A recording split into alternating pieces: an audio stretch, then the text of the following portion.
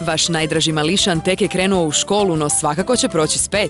Ili je nastup vaše curice na školskoj predstavi bio najbolji na svijetu.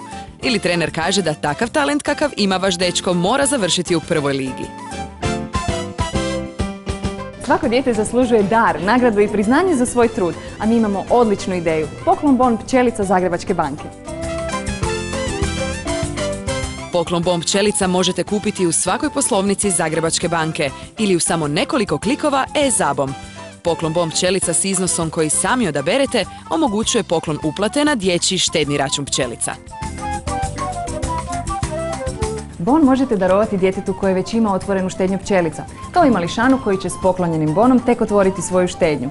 Uz poklon bon svako dijete dobiva i čestitku pčelice.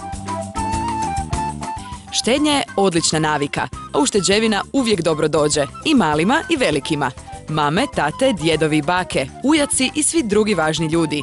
Pružite djeci osjećaj da imaju nešto posebno i vrijedno. Poklonite im dječju štednju pčelica.